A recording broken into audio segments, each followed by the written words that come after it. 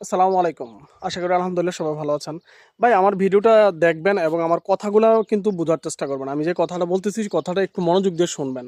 দেখেন বাংলাদেশের মধ্যে সকল ভিসা বন্ধ করে রাখছে Dubai. Visit visa, cancel visa এবং আপনার work permit visa, family visa সকল ভিসা কিন্তু বন্ধ। কিন্তু মানে মোটামুটি বন্ধ কিন্তু কোনো না কোনোভাবে কেউ না কেউ করতে পারতেছে। বাট যাদের কাছে এদেশের বাইক লাইসেন্স আছে, যাদের কাছে এদেশের বাইক লাইসেন্স আছে তারা আপনারা কাইন্ডলি যাদের কাছে লাইসেন্স আছে তারা ভিসার কোনো টেনশন করবেন না।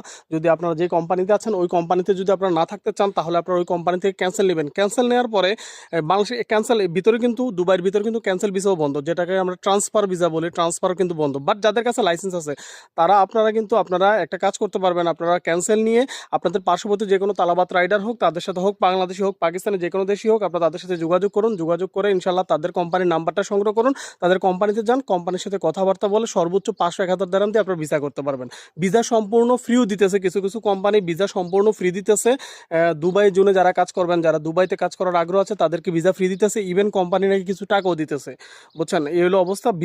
মানে ভিসা নিয়ে যাদের কাছে বাইক লাইসেন্স আছে ভাই তারা ভিসা নিয়ে কোনো টেনশন করবেন না, কোনো টেনশন নাই। যাদের বাইক লাইসেন্স আছে তারা ভিসা সম্পূর্ণ ফ্রিও পাইতে পারেন, অথবা সামান্য কিছু টাকা দিয়ে আপনারা ভিসা করতে পারবেন। বাইক লাইসেন্সের ভ্যালু আছে এই দেশে ভাই।